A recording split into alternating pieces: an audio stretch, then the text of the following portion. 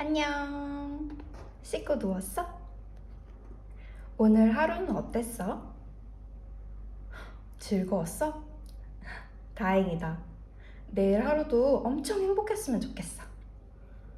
그럼 이제 이불 덮고 눈 감아봐. 내가 책 읽어줄게. 오늘의 베드타임스토리는 해리포터 and the Sorcerer's Stone 이야. 챕터 1부터 바로 시작할게.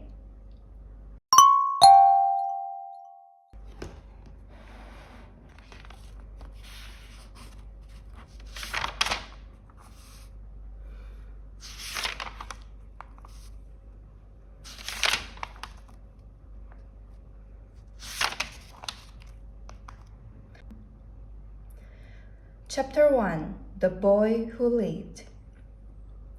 Mr. and Mrs. Dursley of number 4 Private Drive were proud to say that they were perfectly normal. Thank you very much. They were the last people you'd expect to be involved in anything strange or mysterious because they just didn't hold with such nonsense. Mr. Dursley was the director of the firm called Grunings, which made drills. He was a big, beefy man with hardly any neck, although he did have a very large mustache.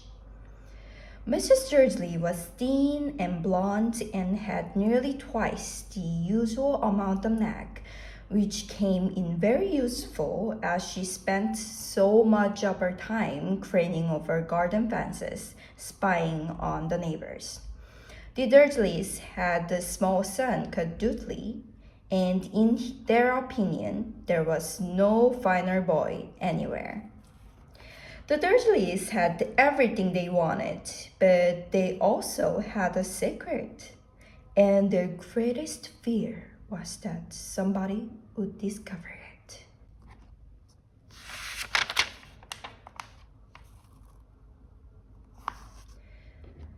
They didn't think they could bear it if anyone found out about the Potters.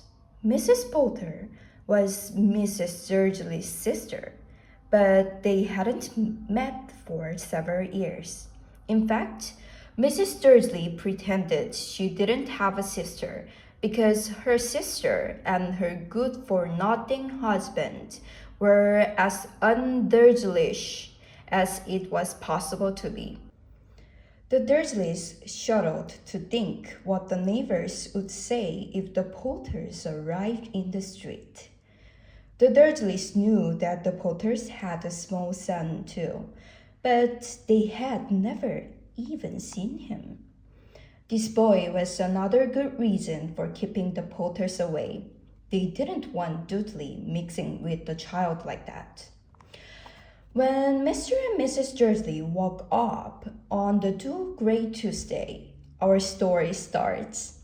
There was nothing about the cloudy sky outside to suggest that strange and mysterious things would soon be happening all over the country. Mr. Dursley hummed as he picked out his most boring type of work, and Mrs. Dursley gossiped away happily as she wrestled a screaming Dudley into his high chair. None of them noticed a large, tawny owl flutter past the window.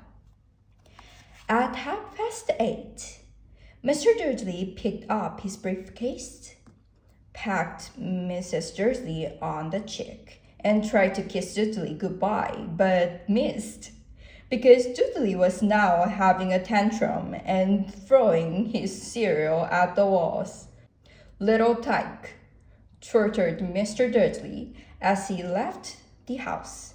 He got into his car and backed out of number 4's drive. It was on the corner of the street that he noticed the first sign of something peculiar. A cat reading the map. For a second, Mr. Dursley didn't realize what he had seen. Then he jerked his head around to look again. There was a tabby cat standing on the corner of Private Drive. but there wasn't a map in sight. What could he have been thinking of? It must have been a trick of light. Mr. Dursley blinked and stared at the cat.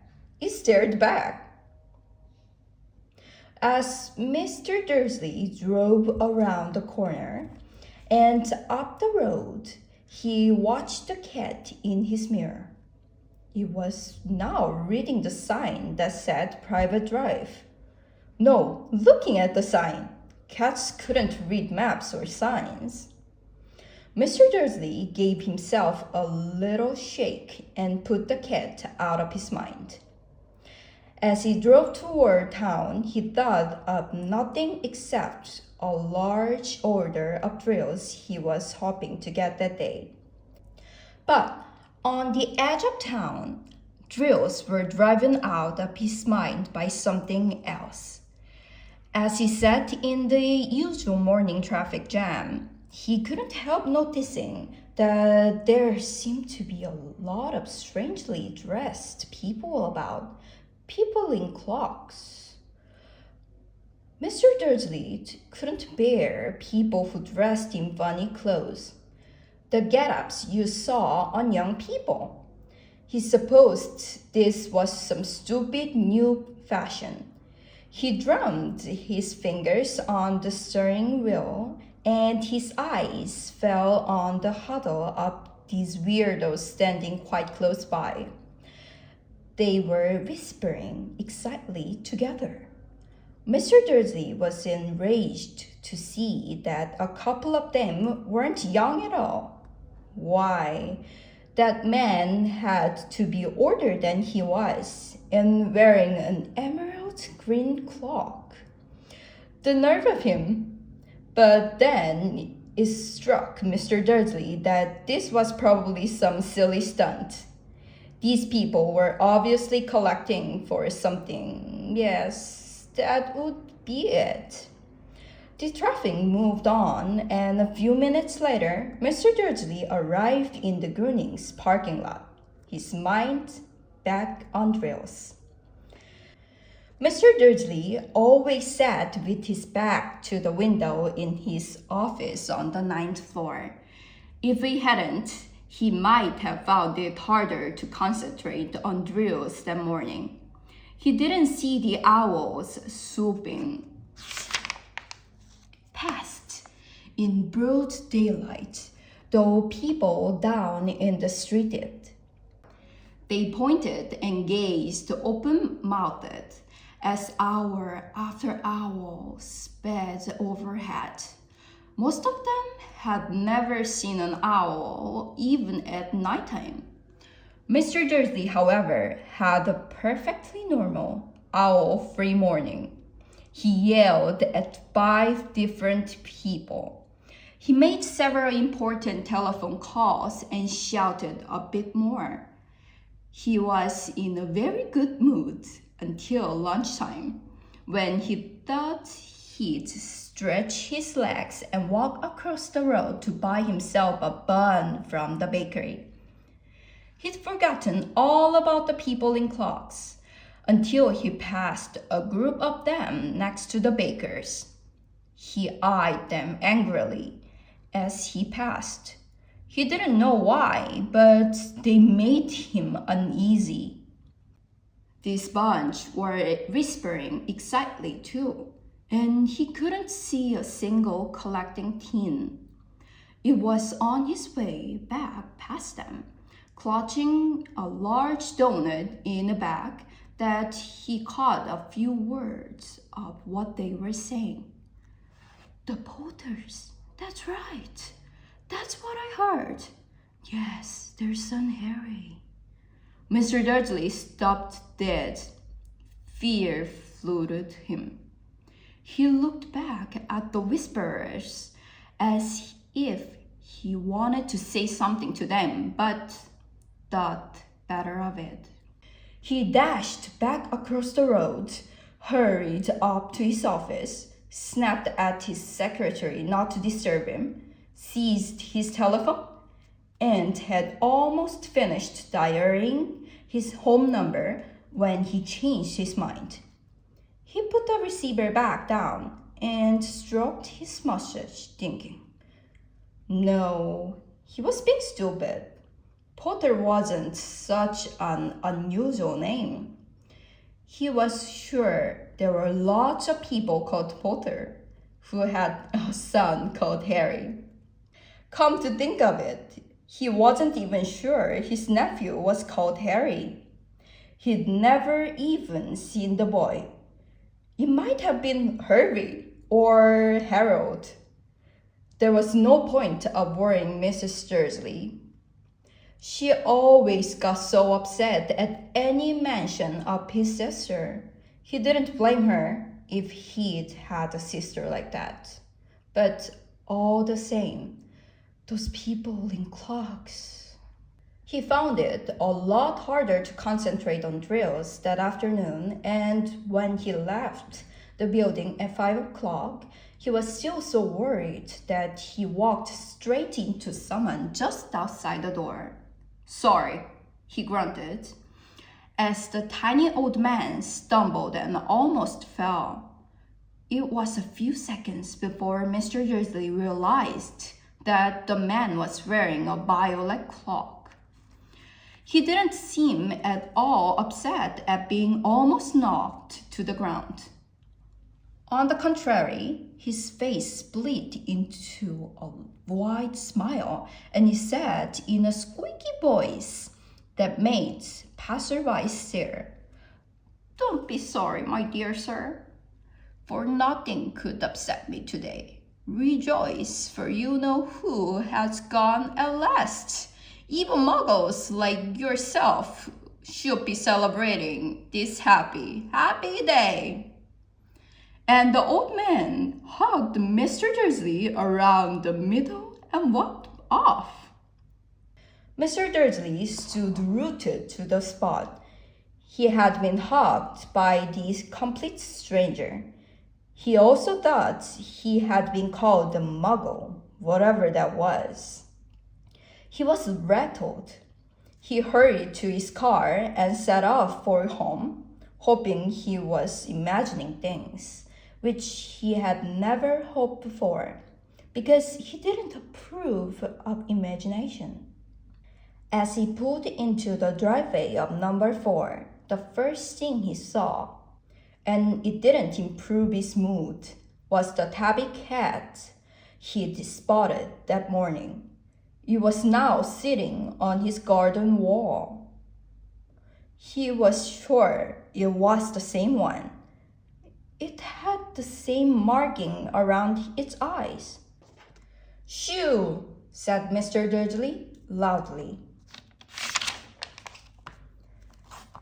The cat didn't move. It just gave him a stern look. Was this normal cat behavior? Mr. Dursley wondered. Trying to pull himself together, he let himself into the house. He was still determined not to mention anything to his wife. Mrs. Dursley had had a nice morning day. She told him over dinner all about Mrs. Next Door's problems with her daughter and how Dudley had learned a new word, won't. Mr. Dursley tried to act normally. When Dudley had been put to bed, he went into the living room in time to catch the last report on the evening news. And finally, bird watchers everywhere have reported that the nation's owls have been behaving very unusually today. Although owls normally hunt at night and are hardly ever seen in daylight, there have been hundreds of sightings of these birds flying in every direction since sunrise. Experts are unable to explain why the owls have suddenly changed their sleeping pattern. The newscaster allowed himself a grin. Most mysterious. And now, over to Jim McGuffin with the weather. Going to be any more showers of owls tonight, Jim? Well, Ted, said the weatherman, I don't know about that, but it's not only the owls that have been acting oddly today. Viewers as far apart as Kent, Yorkshire, and Dundee have been phoning in to tell me that instead of the rain I promised yesterday, they've had a downpour of shooting stars. Perhaps people have been celebrating bonfire night early. It's not until next week, folks. But I can't promise a wet night tonight. Mr. Dursley sat frozen in his armchair. Shooting stars all over Britain? Owls flying by daylight? Misters people in cloaks all over the place? And a whisper about the Potters. Mrs. Dursley came into the living room carrying 2 cups of tea. It was no good. He'd have to say something to her. He cleared his throat nervously. Petunia, dear, you haven't heard from your sister lately, have you?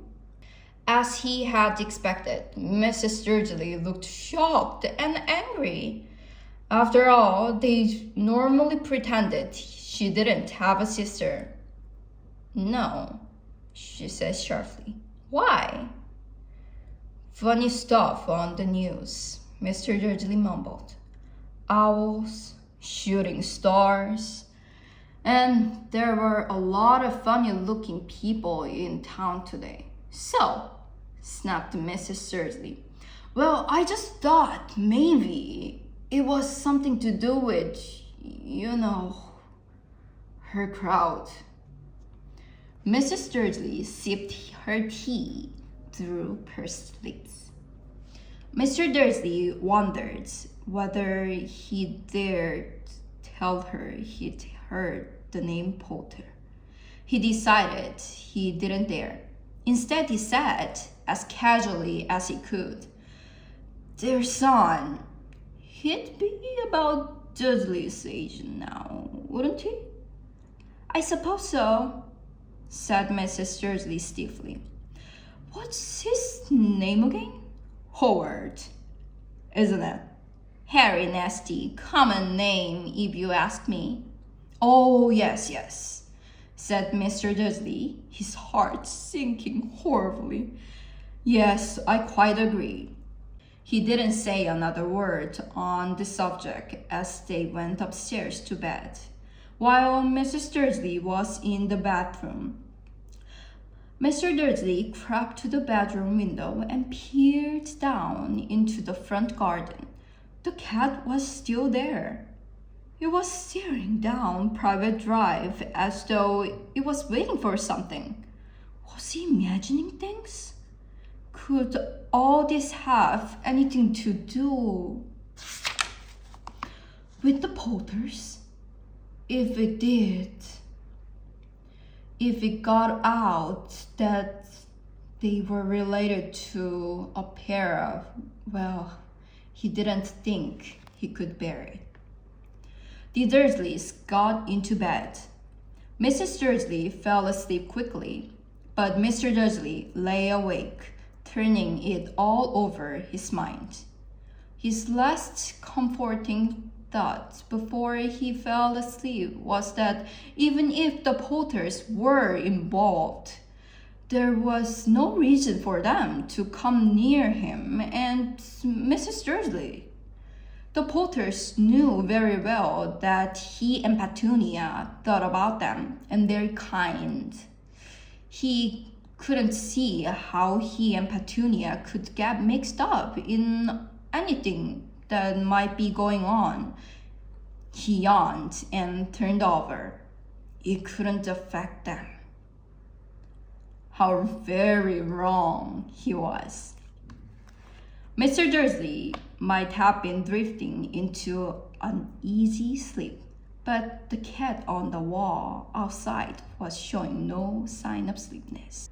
It was sitting as still as a statue, its eyes fixed unblinkingly on the far corner of Private Drive.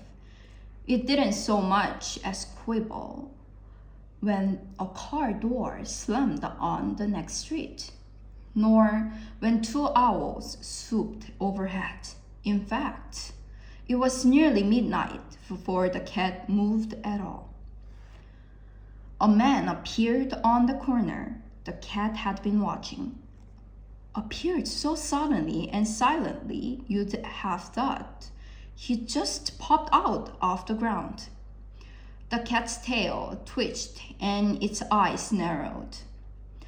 Nothing like this man had ever been seen on Private Drive. He was tall, thin, and very old, judging by the silver of his hair and beard, which were both long enough to tuck into his belt. He was wearing long robes, a purple cloak that swept the ground, and high-heeled, buckled boots.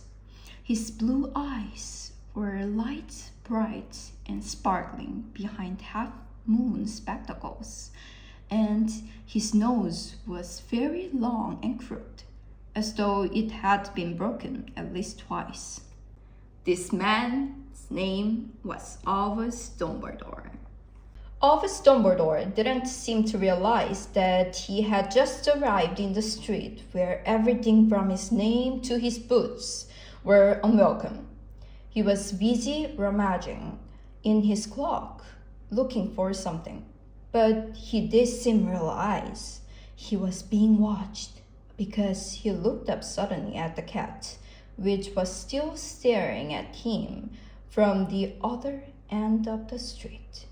For some reason, the sight of the cat seemed to amuse him.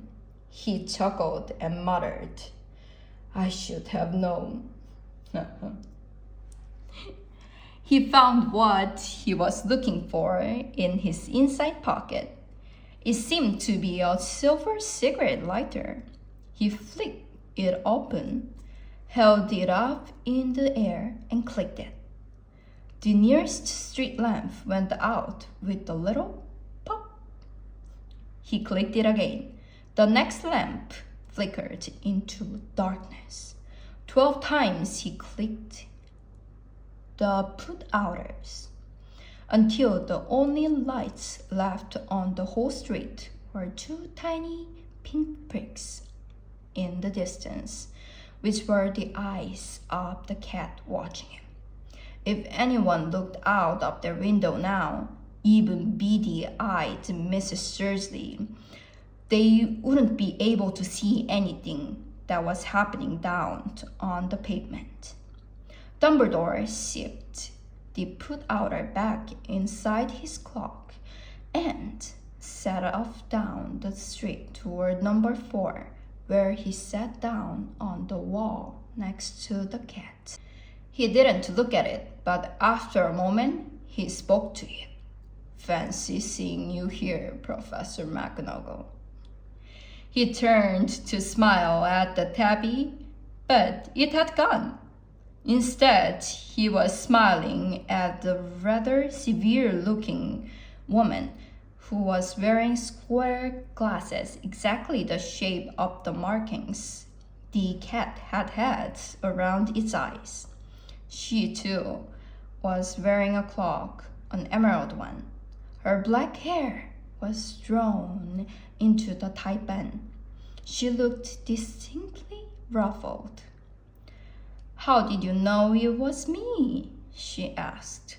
"My dear Professor, I've never seen a cat sit so stiffly." "You'd be stiff if you'd been sitting on the brick wall all day," said Professor McGonagall. "All day? When you could have been celebrating? I must have passed a dozen feasts and parties on my way here." Professor McGonagall sniffed angrily. "Oh, yes, everyone's celebrating, all right," she said impatiently. "You'd think they'd be a bit more careful, but no, even the Muggles have noticed something's going on. It was on their news." She jerked her head back at the Dursleys' dark living room window. I heard it. Flukes of owls, shooting stars. Well, they're not completely stupid. They were bound to notice something. Shooting stars down in Kent. I'll bet that was the dullest Diggle. He never had much sense. You can't blame them, said Dumbledore gently. We've had precious little to celebrate for 11 years. I know that, said Professor McGonagall irritably. But that's no reason to lose our heads. People are being downright careless, out on the streets in broad daylight, not even dressed in muggle clothes, swapping rumors. He drew a sharp sideways glance at Dumbledore here, as though hoping he was going to tell her something, but he didn't. So she went on. A fine thing it would be if on the very day you-know-who seems to have disappeared at last, the muggles found out about us all. I suppose he really has gone, Dumbledore? It certainly seems so, said Dumbledore. We have much to be thankful for. Would you care for a lemon drop? A what? A lemon drop. They're a kind of muggle sweets I'm rather fond of. No, thank you, said Professor McGonagall coldly, as though she didn't think this was the moment for lemon drops.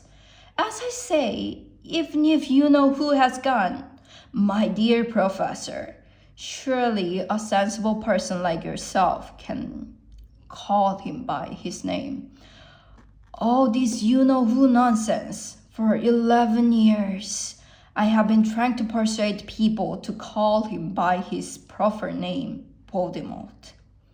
Professor McGonagall flinched, but Dumbledore, who was unsticking 2 lemon drops, seemed not to notice. It all gets so confusing if we keep saying you-know-who. I have never seen any reason to be frightened for saying Voldemort's name. I know you haven't, said Professor McGonagall, sounding half exasperated, half admiring. But you're different. Everyone knows you're the only one you know. Oh, all right, Voldemort was frightened up. You flatter me, said Dumbledore calmly. Voldemort had powers I would never have. Only because you're too, well, novel to use them. It's lucky it's dark. I haven't flushed so much since Madame Pomfrey told me she liked my new earmuffs. Professor McGonagall shot a sharp look at Dumbledore and said, The owls are nothing next to the rumors that are flying around. You know what everyone's saying about why he's disappeared? About what finally stopped him? It seemed that Professor McGonagall had reached the point he was most anxious to discuss, the real reason she had been waiting on a cold, hard wall all day.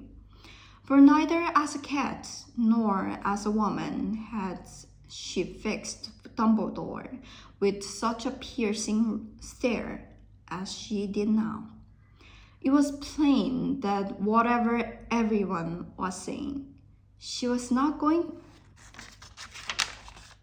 to believe it until Dumbledore told her it was true.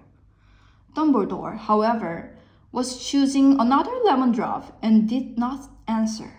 What they are saying, she pressed on, is that last night Voldemort turned off in Godric's Hollow. He went to find the Potters. The rumor is that Lily and James Potter they're dead. Dumbledore bowed his head. Professor McGonagall gasped. Really, and James, I can't believe it. I didn't want to believe it. Oh, Albus. Dumbledore reached out and patted her on the shoulder. I know, he said heavily. Professor McGonagall's voice trembled as she went on. That's not all. They're saying he tried to kill the Potter's son, Harry, but he couldn't. He couldn't kill the little boy. No one knows why or how, but they're saying that when he couldn't kill Harry Potter, Voldemort's power somehow broke, and that's why he's gone. Dumbledore nodded glumly. It's true, faltered Professor McGonagall. After all he's done, all the people he's killed, he couldn't kill a little boy? It's just astounding. Of all the things to stop him. But how in the name of heaven did Harry survive? We can only guess, said Dumbledore. We may never know. Professor McGonagall pulled out a lace handkerchief and dabbed at her eyes beneath her spectacles. Dumbledore gave a great sniff as he took a golden watch from his pocket and examined it. It was a very odd watch. It had 12 hands, but no numbers. Instead, little planets were moving around the edge. It must have made sense to Dumbledore, though because he put it back in his pocket and said, Hagrid's late. I supposed it was he who told you I'd be here. By the way? Yes, said Professor McGonagall. And I don't suppose you're going to tell me why you're here, of all places? I've come to bring Harry to his aunt and uncle. They're the only family he has left now. You can't mean the people who live here? Cried Professor McGonagall, jumping to her feet and pointing at number 4. Dumbledore, you can't! I've been watching them all day. You couldn't find 2 people who are less like us. And they've got this son. I saw him kicking his mother all the way up the street, screaming for sweets. Harry Potter, come and live here. It's the best place for him, said Dumbledore firmly. His aunt and uncle will be able to explain everything to him when he's older. I've written them a letter. A letter? Repeated Professor McGonagall faintly, sitting back down on the wall. Really, Dumbledore? You think you can explain all this in a letter? These people will never understand him. He'll be famous, a legend. I wouldn't be surprised if today was known as Harry Potter Day in the future. There will be books written about Harry. Every child in our world will know his name. Exactly, said Dumbledore, looking very seriously over the top of his half-moon glasses. It would be enough to turn any boy's head. Famous before he can walk and talk. Famous for something he won't even remember. Can't you see how much better off he'll be growing up away from all that until he's ready to take it? Professor McGonagall opened her mouth, changed her mind, swallowed, and then said, Yes, you're right, of course. But how is the boy getting here, Dumbledore? She eyed his cloak suddenly as though she thought he might be hiding Harry underneath it. Hagrid's bringing him. You think it wise to trust Hagrid with something as important as this? I would trust Hagrid with my life, said Dumbledore. I'm not saying his heart isn't in the right place, said Professor McGonagall grudgingly. But you can't pretend he's not careless. He does tend to... What was that? A low, rumbling sound had broken the silence around them. It grew steadily louder as they looked up and down the street for some signs of the headlight. It swelled to a roar as they both looked up at the sky. And a huge motorcycle fell out of the air and landed on the road in front of them. If the motorcycle was huge, it was nothing to the man sitting astride it. He was almost twice as tall as normal man and at least 5 times as wide. He looked simply too big to be allowed and so wild. Long tangles of bushy black hair and beard hid most of his face. He had hands the size of trash can lids, and his feet in their leather boots were like baby dolphins. In his vast, muscular arms, he was holding a bundle of blankets. Hagrid, said Dumbledore, sounding relieved. At last. And where did you get that motorcycle? Borrowed it, Professor Dumbledore, sir, said the giant, climbing carefully off the motorcycle as he spoke. Young Sirius Black lent it to me. I've got him, sir. No problem. Were there? No, sir. House was almost destroyed, but I got him out all right before the muggles started swarming around. He fell asleep as we was flying over Bristol. Dumbledore and Professor McGonagall bent forward over the bundle of blankets. Inside, just visible, was a baby boy, fast asleep. Under the tuft of jet black hair over his forehead, they could see a curiously sharp cut, like a bolt of lightning. Is that where... whispered Professor McGonagall. Yes, said Dumbledore. He will have the scar forever. Couldn't you do something about it, Dumbledore? Even if I could, I wouldn't.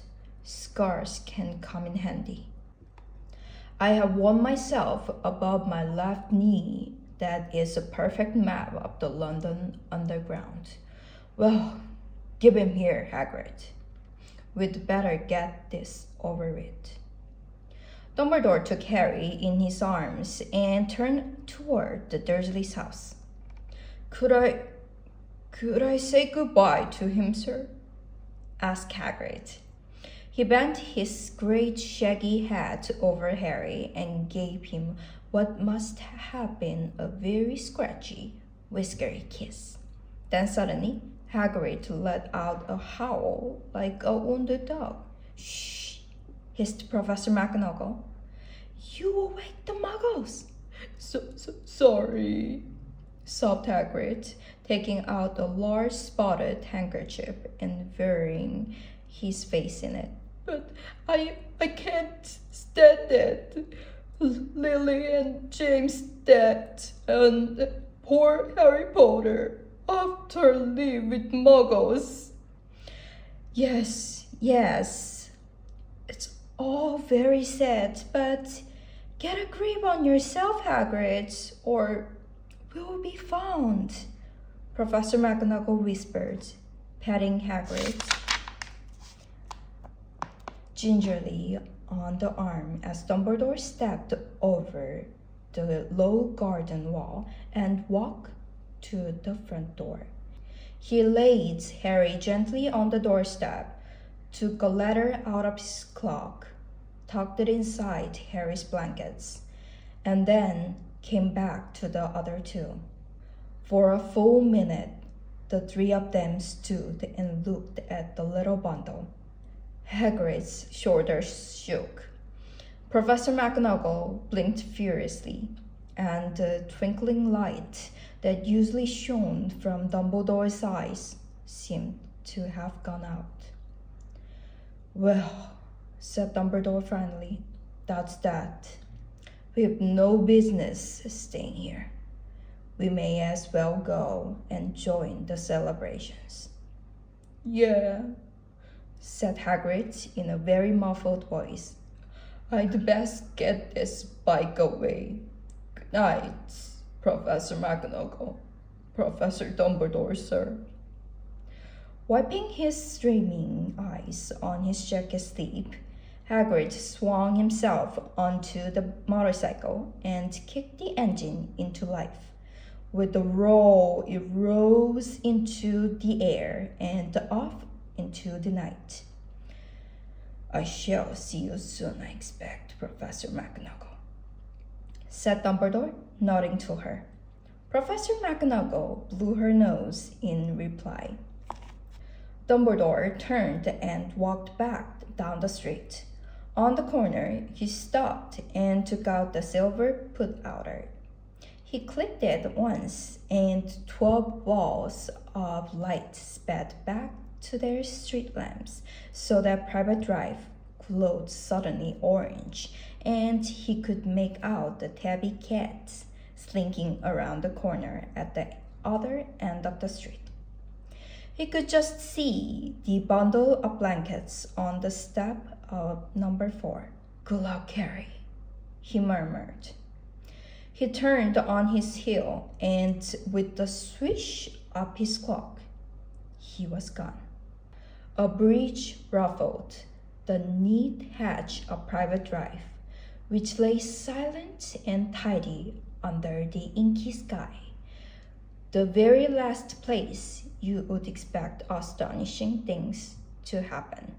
Harry Potter rolled over inside his blankets without waking up.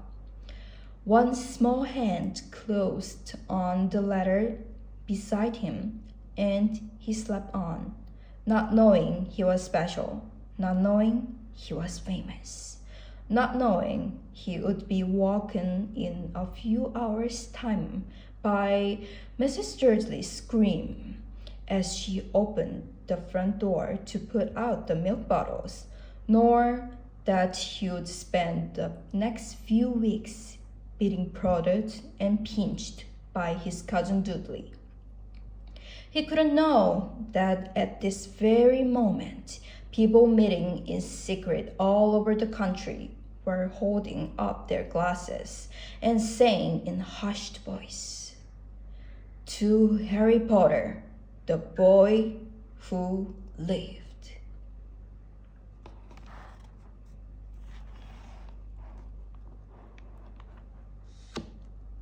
잘 자.